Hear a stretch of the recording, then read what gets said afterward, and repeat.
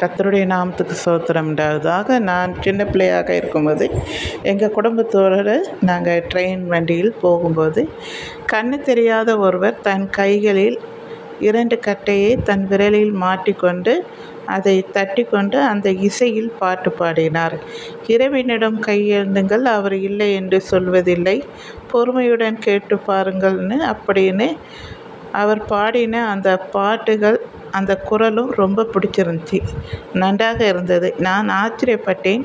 கண் தெரியாதவர் பாட்டு பாடி தேவனை மகிமைப்படுத்துகிறார் எல்லோர் முன்னாடியும்.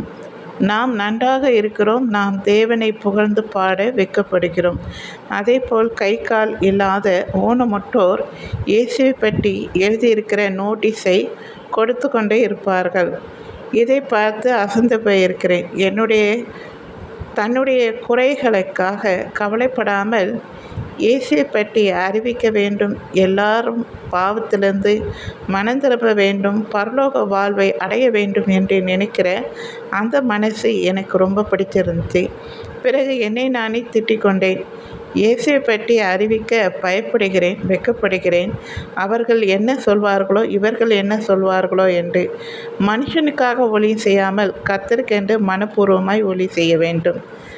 பிறகு செய்ய ஆரம்பித்தேன். உங்கள் சரீரத்தை கொல்லுகிறவர்களுக்கு பயப்படாமல் உங்கள் ஆத்துமாவின் சரீரத்தில் நரகத்தில் தள்ளிக்கிற தேவனுக்கு பயப்படுங்கள். நாம் சுவிசேஷம் சொல்லாமல் போனால் நமக்கு ஐயோ!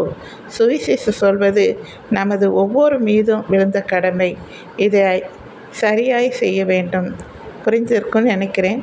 புரிந்திருந்தால் லைக் பண்ணுங்கள், மற்றவங்களுக்கும் ஷேர் பண்ணுங்கள். சரிங்களா? தேங்க்யூ.